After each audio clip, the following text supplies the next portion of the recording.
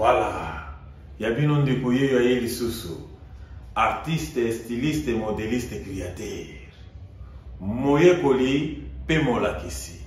Moi, nous allons Mosali, Pemo Luminaya Wenzambe. Yeyo, Libye Kambolo.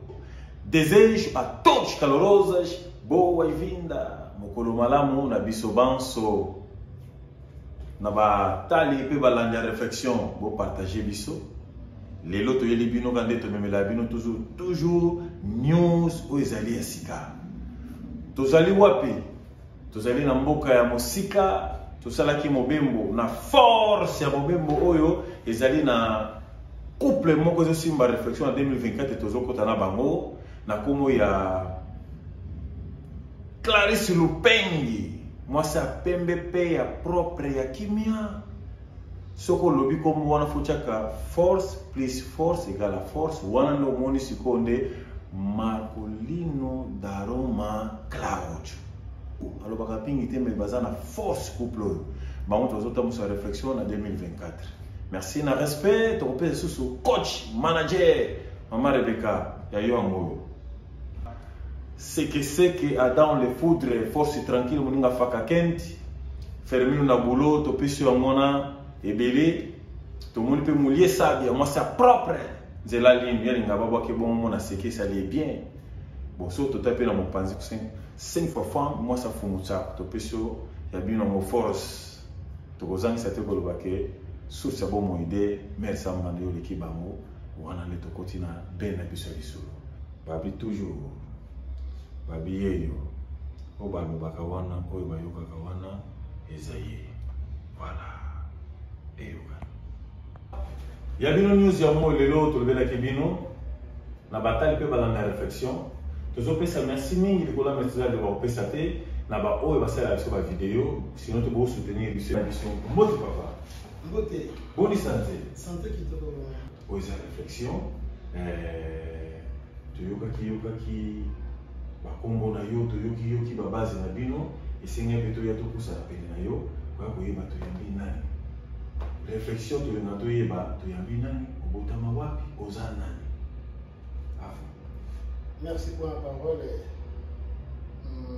Dans l'émission on a pesi mbote na baladi nyonso tu ya émission Réflexion TV partout dans les 4 coins du monde moko ya bino na kombo ya Adam Seki la foudre. Autrement dit, c'est que Fox tranquille, dès que la yémo kwa lobaka, mon lobby na biso, lumière Kamboul. Vraiment, bango théâtre. Na bo sanité na musika, Maman Rebecca, y'a bango théâtre vraiment. Toujours one love. Ouais. Ouais, zoba awa, avec na kombo ya la foudre. Je suis né et grandi à Kinshasa. Et bon, parcours n'a vraiment compliqué ma casse immunité. Et na butami na Kinshasa. La commune à Barumbu, moi dans centre-ville vraiment. Donc, Bisika Oyo, on a vraiment eu le diplôme. Après avoir besoin de diplôme, on a salaki, on a accompagné bébé, il y a la prestation de services. Mais compagnie, moi, on a salé la vie dans la vie, où il y a qui à niveau Afrique centrale, surtout, les Alaki qui n'ont pas dit, les Alaki livraient. Il y a des dépôts relais, il y a Covadis. Pourquoi il y a Covadis à l'époque, dans les années 80, 80 quelques, si en 2003, il y a cause de faillite. Donc, j'ai dû quitter l'entreprise. Et voilà, moi, mon parcours là. Nous avons recherché dans ce là. Aussi, c'est Kolotangi, mais il y a le lobby comme Kolotangi, attendez Masano comme référence. Et l'école n'a 100% Congo, autrement dit Moulef. Donc, dans mon Congo, vraiment, il y a Bakongo, il y a Louis là. Donc, Boka, il y a Papa Nangaï, il y a Kati, Wana Yidi. Mais, bisous, nous avons vraiment Kinseki, donc, justement, on a Prince Raka, donc, école n'a tangi école primaire Nangaï, n'a tangi na atteindre la gare, au niveau à Gombe. Après, on a une école primaire. Dans lui, là, est-ce qu'on a un certificat d'études primaires. Et après, on a un Kinshasa, on a Fatima, puisqu'on a décroché un diplôme, au niveau humanité sociale. Vous avez des camarades de ça vos collègues. Ma collègue n'a pas vraiment ya moi na vraiment on a une ramakasi na bossa na raté na école primaire c'est Pichou Malungi que je salue. Merci. Et l'autre, vraiment, on a partagé le temps et belé vraiment jusqu'à ce qu'on a décoché ensemble. José Kambala, je l'ai dit à Luanda, à Kenda, à Paris, que je salue en pensant. Merci. Bonjour, toujours même comment parcours à ya Adam c'est que la foudre les beaucoup de réflexion boire que katokuta na bosambo toujours ngolo kuta na bosambo na mboko ya Luanda alors toujours zo parcours na muke koyeba ke otika no Kinshasa pona okuta na Luanda bio depuis que ozaki oza combattant par rapport à la recherche na suza grand jitoka je crois bis kache peut discipline ni sana kata Kinshasa na nia Kinshasa discipline na ngai o na nia ki makasi mingi ezalaki football na beti bale bale mena kelaki musika mingi te yango pesala ki mimaki ngai na niveau na ngola awa mais bale na beti ko musika mingi te po papa na balingaki sport mate sport à l'époque bana ko zongo lokole ko mongo boye mutoko pratiquer sport ko la mutu mongo ba okeni na banjira mongo ya bien te donc à l'époque je me rappelle tout la promotion moko na ba lofo bongeli mo ba jouer ko na ba ki à l'époque bana ko sala ba succès mais je sais que malgré ça on a été pour classe de la qui m'a donné ba okanga ma c'est makasi bana ko permettre moi comme sport ça qui na no pelo mo propriété pour na peba c'était ce que ko beta balle ça qui d'entraînement quelque part tant avant zone faut se pour la pas master mo boye après elle m'a proposé on a dit non parce que tu étais ou non j'étais chez mon ami et tu donc tu peux pas dire que non je suis allé jouer au football donc voilà c'est un problème très sérieux. Ok, voilà. Au lobby pour le football, autant qu'il peut oyo bakombo petit kala elengo, mais au lobby il y a monde même qui okota Luanda. Bas sport ça les amis mi mfana na bale. Donc vina mo bimba donc na sport on a pratiqué pe na zala donc toujours na passion makasi ni dans la football. Football équipe no au sepela non pour le moment. Pour l'instant, donc, l'équipe Longo Nzaba Komisa Kaïsa Real de Madrid. Ouais, donc, l'une des meilleures équipes du monde dans les Real de Madrid. On a c'est le. Ouais. C'est la foot de l'équipe pour Komisa Kaïsa, c'est le Zali. Real Madrid. Parce qu'on a vu la douane à Yorobi qui est balle de PC qu'on parcourt pour Mamayo Awa. J'ai la louf, avec un avion, bateau, Makolo, de machines. Et Kolongo à Kinshasa, tu vois qu'il y a un zéla, il y a Mwanda Tokoti Kabinda. Est-ce que vous avez un pauvre Mbunga qui se nomme repose en paix? Il y a vraiment des gens qui ont un hôtel, mais sauf que la réalité à football, il y a Angola, il y a Kinshasa, ils sont très différentes. Mais ils sont à balle. Ils sont à balle, mais en Angola, ceux qui ont un manager étaient au Bétati. Ok. Donc le nœud des problèmes, c'est qu'ils n'ont pas un manager. Ils ont un manager qui a Kinshasa pour la porte. Ils ont donc c'est un peu ça. Tout à l'heure, on a dit la marque, mais toi qui m'as bien préparé, on travaillait, on a fait l'entraînement à TAF, ou à Ibi Kabinda, stade où on a tourné, mais si tu as sport, il n'habite pas. Donc on a dit que ça l'entraînement, on est tué. Pour le moment, je vais te baller, tout ça. Donc pour le moment, les gens ont tiré depuis 2006 à Bandona Kiango. Mais après, dans le Kabinda, on a voyagé à Luanda, à partir de Luanda, on a eu des Malange. Na Malange wana za province mona kati ya ville ya Angola. Ndeko na ko beta na basa de Kassange. Avec qui provincial kaka ya Pamba. Mais il permettait ngaité na continuer na kindaki na. C'est pela ki na yote moyo singa yo continuer te. Bon, on footer. Ba mona na footer plutôt non ngamona mona kaka non et bando ko zongale ngo mutu po patience mais zala ki vraiment singa ki na na mo. Pourquoi patience acte pour la foot en Angola? Comment on a ko pesa yo pe mutuka. Rémunération de l'équipe provinciale par rapport à l'équipe où ils ont dans la première ligue, il y a toujours différentes rémunérations.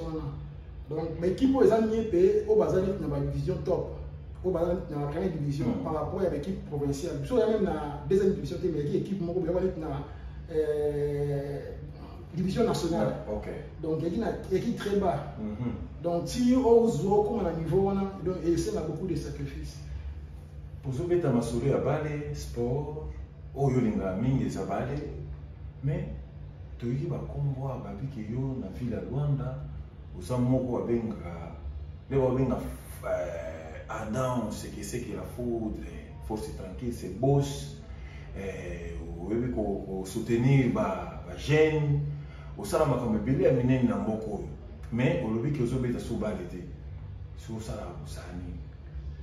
Bon, pour l'instant, nous avons posé la grâce. Nanzela ya moninga na ngai ya bomwana que je salue en passant. Nixon Dianda. C'est l'un de mes amis oyo basala ki lelo babenga la foot yaza considérer na mboka oyo. Na mboka Luanda, pour na penazo confirmer na keba quelque part na ba restaurant quelque part na zulia na zomela na kombo na osava. Afungola ki loboko. Apesinga musala. Wa. Donc ya so esimbi force pena ya down c'est que la foot. Luanda pesa neli. Et pesa minga na maboko ya osaka na ya GT. Ya GT.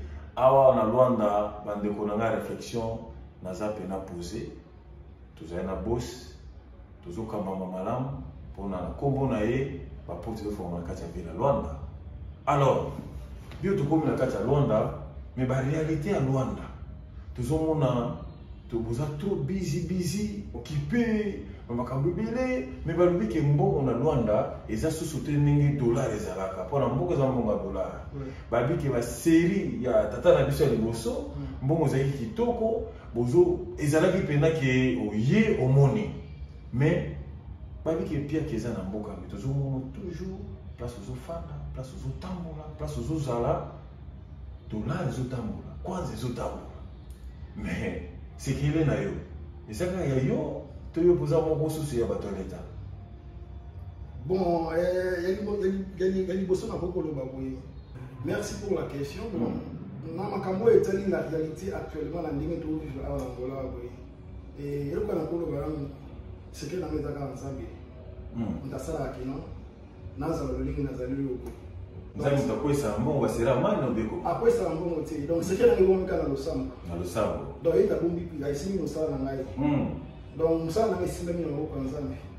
Donc quelles que soient les difficultés, la réalité autour passer au monde passer donc il y a ça là qui non de sorte que na c'est tout va kana na makambo na ngai na difficulté na ngai malgré les hauts et les bas mais nzambe nita signé nzambe oyo ya barospoa obe ya mfumo kimbanga wa mfumo tsaka bokoko obe nzambe ya église nini ya église de réveil vraiment nzambe oyo église de réveil on a la salle de la poste na 100% chrétien.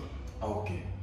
Voilà, tout le monde pour avoir des réflexions, toujours réfléchir dans ma cambotou, mais nous tout na so moni que moi pour répondre des réalités, tous appareils na biso tu mira moto film moteur. Et toujours solo là wa, ba événement to yo qui comme on a yo oui, c'est vrai, aux hommes mozo sunga, voilà, on marié père, mais toujours qui na ba bisika monsieur tout temps va commander pour la publicité, moi on a que système on a pour le travail. Place Zolia Komela, Mozomona, table kotonda na masanga ya Komela. Mais vous avez mis balami sakte bo cha ba kazina ba kazi kola table boy. Pourquoi style wana? Et ça style oyo, bo mimi na ngola to bokuta ki amo déjà na ngola. Bon, merci pour la question. Et on a posé la toute pour la vite. Style wana ils ont identifié et deux cultures, il y a deux pays différents. C'est-à-dire quoi? Tendance à battre la majorité ceux qui au talibien et ça na bande konabiso il y a Congo Kinshasa, Congo Brazzaville, tendance wana. Mais na bande konabiso au vraiment baza natif à Angola, baza na culture wana tipo na tambola mingi vraiment. Na zala pena ba na ba collègue ba master au mostati que non ceux qui ozana bango qui au bazar wana natif ya awa ko biso donc tellement culture o na zumi na ndenge ya Kinshasa mais na kokuta awa yete pana pe na ndenge ya muntu na ndenge akoleleli mais to kopiaka o eza malamu o mabi de chaka pembeni culture o eza neti ya bato ba melaka masanga ko chawa ni ebele la majorité eza kana culture mo ya bantu wana za kola sa force ya mo za ngo to ezalaka donc eza culture mo ka ba congolais donc so pour identifier un congolais au monde na table na eza ba table na wenda la ka bongo mais pour les angolais ils ont la bongo pour mini ceux qui na keleti na bakota ba film to la so ki ndebo ba staff so so yo sa même na ninga ya biso ba quartier boy c'est très difficile au monde bande ko na biso ya bango o na mo ya angolais ko ta wana la yibele bango eza la raté ils ont toujours on a même des grades masangeze belé mais ils ont assez pas aux hommes ko ba tsakolo OK bon nous avons ko ba tsakolo donc différence que dans la cas ya mwana réflexion tokola kisabino makambo tozoloba Boa tarde, mon senhor. Boa tarde, sim. Como te chama? Sou Sebastião Tepa. Sebastião Tepa. Voilà, vou começar a falar também em Lingala para poder explicar às pessoas que vão assistir a televisão Reflexão. Alors, awa nazolo na tuni ezande kona biso azali angolais. Nazotu na kombo na ye pe na lingina mikotu na bango par rapport à style na bango ya komela. Na basila bande kona biso ezalaka un peu différent. Leto bi bongo, de mon explication to solaki na kona biso adam par rapport ba Congo, Congolais à Brazzaville, ba Congolais à Kinshasa. Différence ezala par rapport ba ndenge basala ambiance. Kuna madame na boko monana na respect na bango ya moto tozo mingi table na bango et kolanda o ezali mulonga mina. Voilà. Man, então como é que o vosso estilo é um bocado diferente de outros familiares do Congo, Kinshasa e Congo Brazzaville? Como você bebe, mas o que? A mesa não está cheia de bebida? Sim, nós bebemos com moderação, não bebemos com ambiente de qualquer raça. Raça angolana, nem a raça do Congo, Brazzaville, que enche a mesa. Nós bebemos, pedimos cada cerveja uma rodada. Basta terminar essa rodada, vamos mandar vir mais outra rodada e vasilhamos, metemos de lado. Okay. E nós não enchemos as mesas. Ok.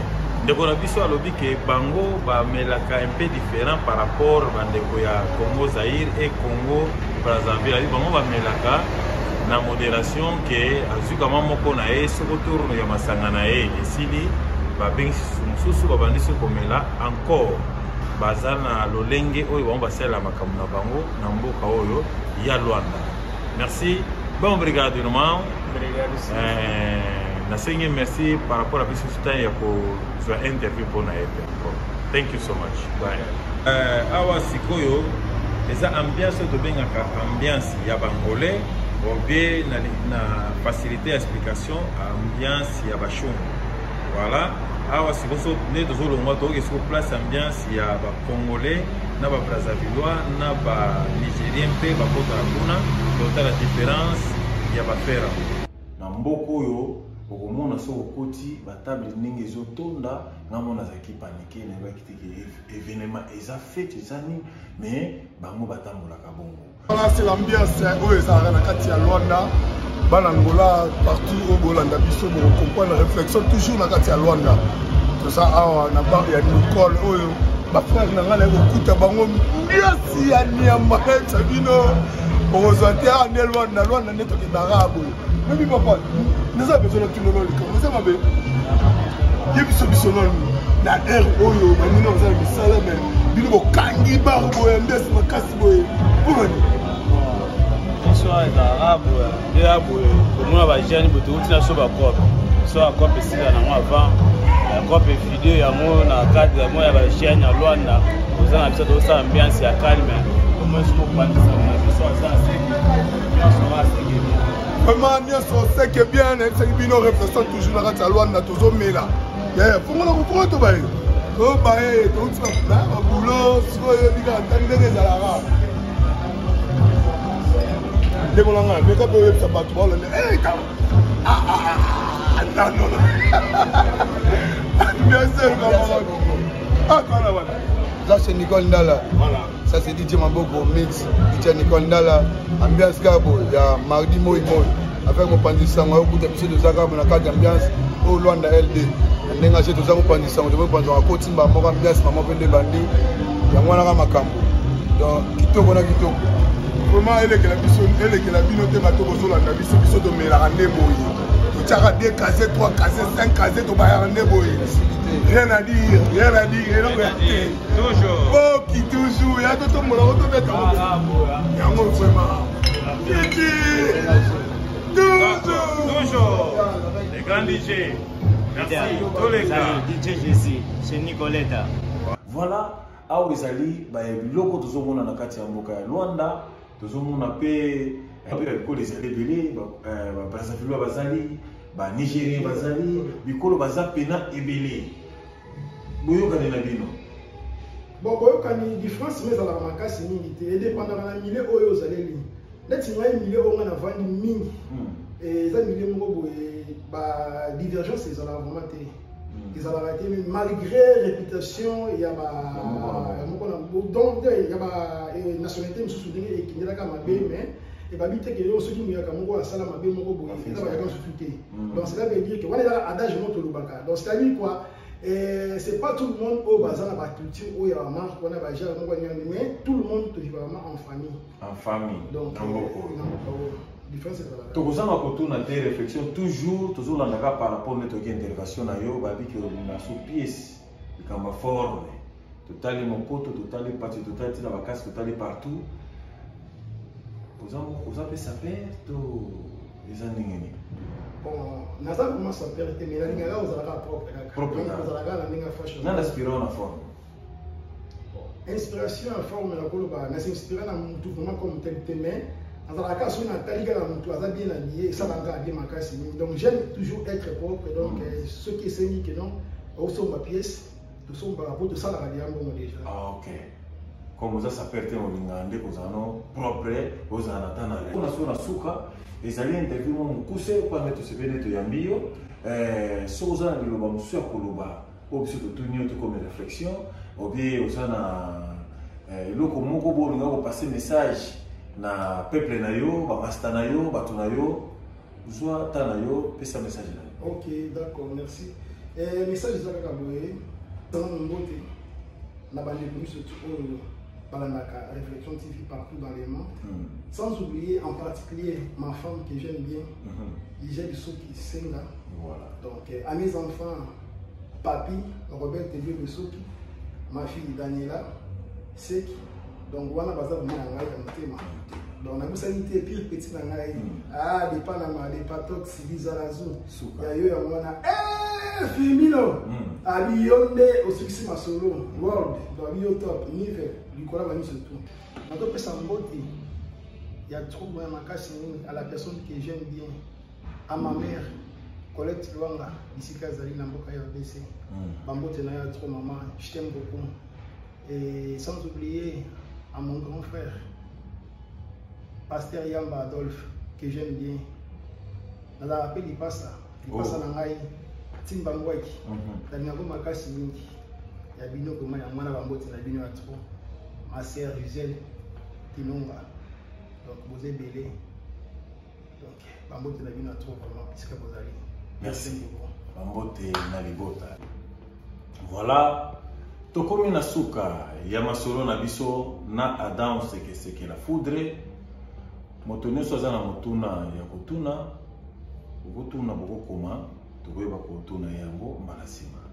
Tokuta na bino susu next week samedi na 19h le même moment au biso tambusaka réflexion.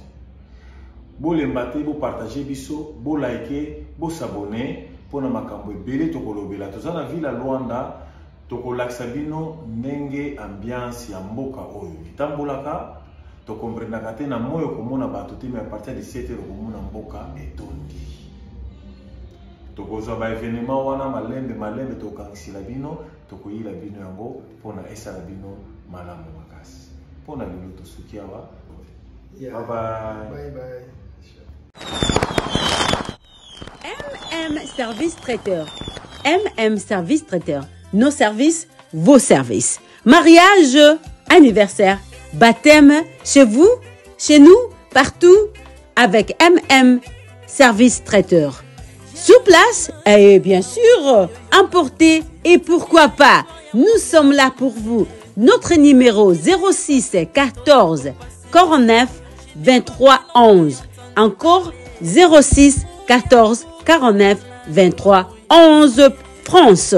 Route de Vaucelas 91 580. Avec nous, MM Service Traiteur, super cool, super chic. À manger, à boire, à grignoter. Chez nous, bien sûr, soyez là, bienvenue chez nous. Bon appétit et à tout à l'heure.